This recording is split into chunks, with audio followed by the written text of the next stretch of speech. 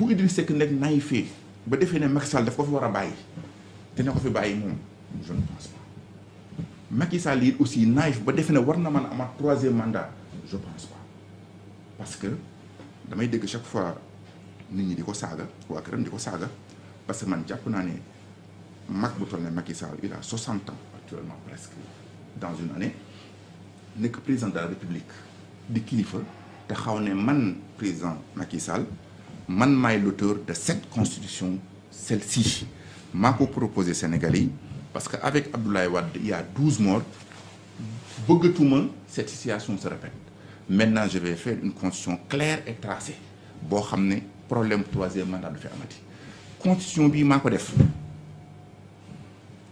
mandat bii ma nekk nii mooy suma premier mandat suñ ma falaatee 2019 mooy suma 2e mandat pare naa ci c'est ça ce qu'on appelle l'interprétation de l'auteur dans un livre ou dans un projet de droit ou quoi qu'il en soit dañuy wax l'avis de l'auteur mooy ki ko def lan la wax lan la ci jublu mu ne moom lii la ci jublu mooy man bii wàññi naa ko bi ci toppaat mooy sama second waxul sax 2e second la wax en français second c'est quelque chose second mooy ñaareel ba ko dem mujj waaw ñaareel bu mujj second la wax mooy suma second mandat suñ ma falaatee pare naa ci yam waat ci mu demaat fenn ne man Macky Sall kenn du ma dégg ci ko 3e mandat am nag ay hypocrite ay Samba Soura Bali Samba Sogum Gaye ay vulgaires inconnus yoo xam ne ce sont des dealers am ci intérêt ne ko non président li nga wax lu dëgg sañ nga fi defal 3e mandat di tenter abuser ay juridisme non bee da nga ne woon 5 ans la constitution bu ñu ko wotee la constitution s'applique de manière immédiate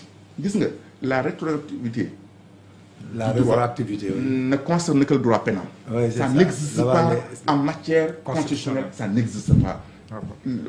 Toute loi s'applique de manière immédiate si c'est en matière constitutionnelle. Donc, ce qui est clair, moi, au-delà de toutes ces théories, 2 seules interprétations qui sont valables, je l'ai toujours dit. La première, d'abord, c'est ce que Macky Sall dit, l'auteur de la Constitution.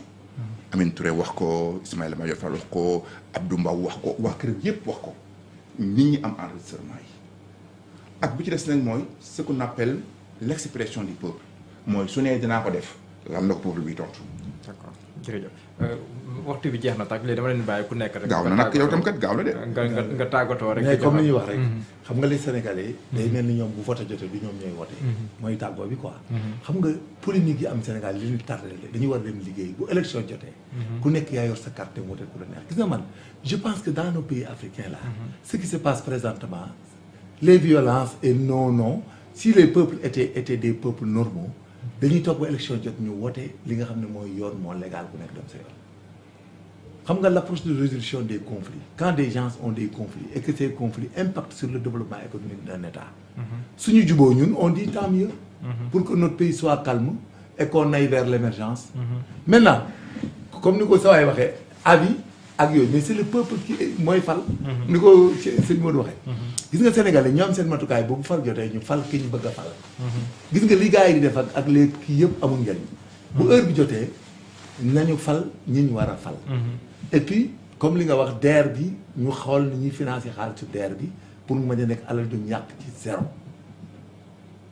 ñi nga xam ne aussi les affaires de gouvernement nommé ak dénommé ak nangam ce n'est pas c'est un non événement amul problème ku nekk na nga continuer sa liggéey li nga sa vision bi nga am nga assumer ko et puis la vie continue bu élection jotee Sénégalais yi fal ki bëgg a fal mais tant que Sénégalais aussi amuñu matukaay boobu nekk di interpréter dafa mel ni Sénégalais yi interprétation bi moo leen di orienter pour ñu fal nit vraiment je suis désolé donc ñu bàyyi noonu ba amaat l'occasion d'en discuter.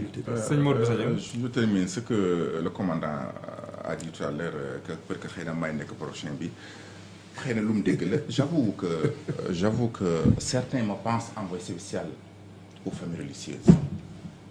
Je l'ai reçu. waxtaan nga si président Macky Sall. waxtaan ma ak président mais daal waxtaan naa ci ak ñenn mais je préfère Serigne Modou Bousso Dieng rester sentinelle de Touba et de la communauté nationale de manière générale. kon proposé na la le poste d'envoyé spécial du président de la République en matière. non waxuma président proposé dama ko de dama ne daal j'ai reçu la proposition d'envoyé spécial aux familles religieuses. Je ne parle pas de ce qu'on n'a pas parlé. Mooy famille religieuse. Directement au président de la République. mais léegi ñoo proposé ko. Il y a des gens qui pensent. olof waaw. kii am na ñu xalaat ne loolu war naa ko mun par rapport ak passage ma ak fukki at ak ñaar yi ma wane sama position ci diine yu bokkul yi. mais daal li ëpp solo mooy man sëñ Modou. mais da nga koo rejeté. daal xam nga nag daal man divulgation ko suma affaire. waaw mais boobu sëñ Modou yow boobu sa domaine la. voilà sa domaine la mais xam nga sa domaine la boo ko refusé aussi tu vas tomber dans notre alcacel. c'est-à-dire ñun bu boobaa sax dañu am ak yow problème.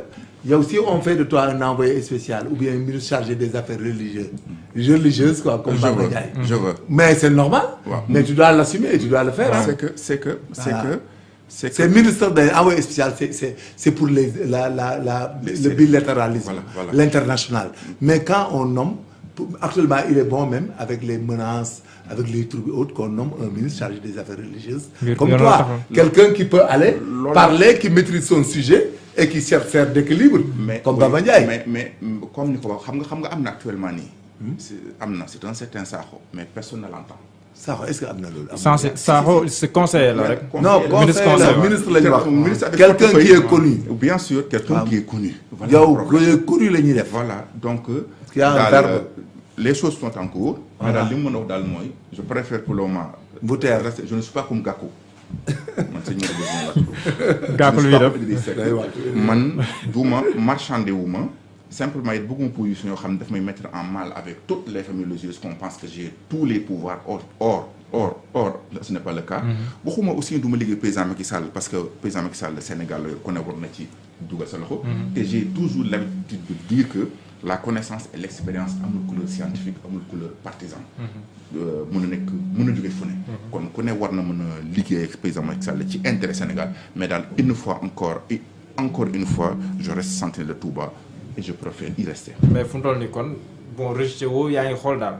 non nee naa la du envoyé spécial bi c'est un problème. mais portefeuille bi ñu koy proposé dafay am contenu ak contenant. ak terme de référence. bu ñu ko proposé ñoom moom boobaa dana xam ne lii dina ci gis boppam ci mission bi bëgg a def. boobaa il sera d'accord. c'est tout. il fait pas la politique voilà c'est tout. xamuñu ne man ma mission n'est pas. voilà bu boobaa mission lay continuer man je suis un religieux. voilà man l'islam laa jàng. moom lañ koy dommee man l'islam laa jàng. donc l'islam laa dund aussi. mais xaga tamit lan la ñuy sax lañ bëgg a xam. ndax vous êtes preneur ou pas. preneur de quoi. envoyé spécial. envoyé spécial aux fins religieuses j'ai rejeté. non envoyé spécial non Diallo j'ai rejeté. envoyé spécial c'est rien c'est pas un métier qui sert le Sénégal yooyu c'est pour des relations internationales relation parce que yooyu lañ koy. mais daal Sénégal xam nga fii bu ñu bëgg def affaire religion tu nommes un ministre normal des affaires religieuses. mais fii c'est qui maîtrise les chefs de fii c'est le ministre de l'intérieur moom mooy. non c'est pas normal loolu erreur bi moo leen indil problème mooy tax ministre de l'intérieur di teel fu ne finalement il fait des erreurs sax du ko tey day bari. du domaine am bëkki démb booy bi ñu fa bëkki démb woo naa ko sax félicité ko. Antoine mais booy bëkki démb muy ñëw benn saak 50 millions. jox Touba jox ko Touba. xam nga ne kooku maturité kooku bu doon mën a du ma ko def. Touba aussi Macky Sall 10 centres commerciaux 15 milliards de francs CFA nga yóbbu 50 millions kenn ku ne boo ko xoolee am ci 260 francs ça sert en quoi. xam nga dañuy calculer li may wax doon moo tax l'État fait des efforts mais du def attention dans le calcul. D'accord. L'arithmétique des dépenses. xam nga léegi mi ngi nii 250 francs la mu ngi dikk par nit.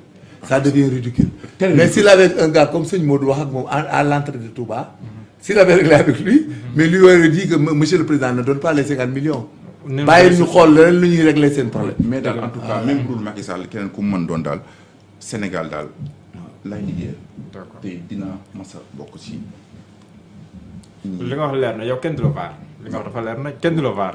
kenn du la yaa wax waaw non tu sais que man yaa ngi dagg émission malheureusement mais amu problème mu vaar xam man problème la am. man suis cohérent. depuis Abdoulaye Wade ba tey mënuñu teg sama ñaari wax yu wuute.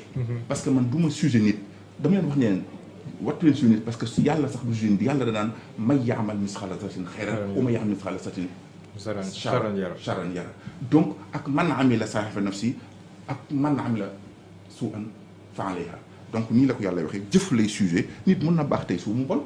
nit mën na am comportement bi suuf mu mel neneen donc mais Sénégal ne dañuy sujet nit loolu mooy kaawu Idriss Seck tey il avait sujet Macky Sall tey situation boole na leen donc je pense que ce n'est pas mon cas. merci beaucoup sëñ Modou Bousso Dieng merci beaucoup Major Kandji jërë ngeen jëf yéen doon teewlu ma sant bu baax a baax waa ñi nekkoon si ginnaaw technique bi Omar Samb mu feggoo ak soxna Adama Babou sant leen baax a baax gërëm leen si yéen doon teewlu dig leen daje suba incha allah ak beneen jotaay tolluwaay jaa ngeen jëf.